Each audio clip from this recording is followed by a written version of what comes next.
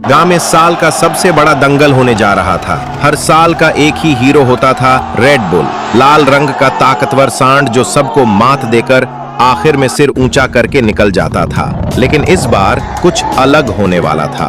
पिछले साल दंगल के बाद रेड बुल ने जाते जाते मुन्ना की माँ एक कमजोर सी गाय को जोर से टक्कर मार दी थी। वो गिर तो गई, पर उसके दिल में दर्द से ज्यादा एक सपना था। उसने मुन्ना को देखा और कहा, बेटा तू भी एक दिन लड़ेगा। दिखा दे उनको कि असली ताकत सिर्फ शरीर में नहीं, हौसले में होती है। मेरी दुआ हमेशा तेरे साथ है। लोग हंस पड़े। ये कमजोर मुन्ना रेड बुल का सामना करेगा। किसी ने उसकी पतली टांगों का मजाक उड़ाया, किसी ने उसकी माँ को बेचारी कहा, लेकिन मुन्ना कुछ नहीं बोला। सिर झुकाया और जंगल की तरफ निकल गया। वहाँ वो अकेला था, लेकिन इरादों से भरा हुआ। सुबह से शाम तक दौड़ लगाता, नदी के ठंडे पानी में छलांगे लगाता और रात को माँ की बातें याद करके आंखों में आंसू ले आता। दिन बदलते गए और दंगल का दिन आ गया।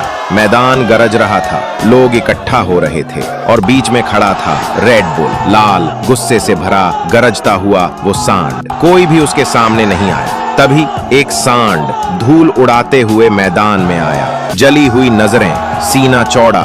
लोग घबरा गए।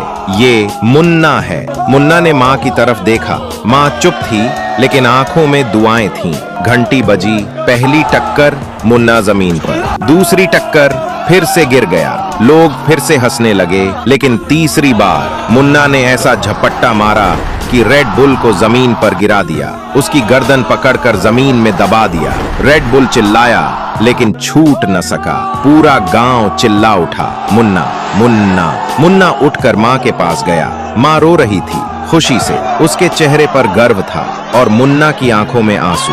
लेकिन इस बार ये आंसू दर्द के नहीं थे। ये उन लोगों के लिए थे जिन्होंने अब तक लाइक और सब्सक्राइब नहीं किया था।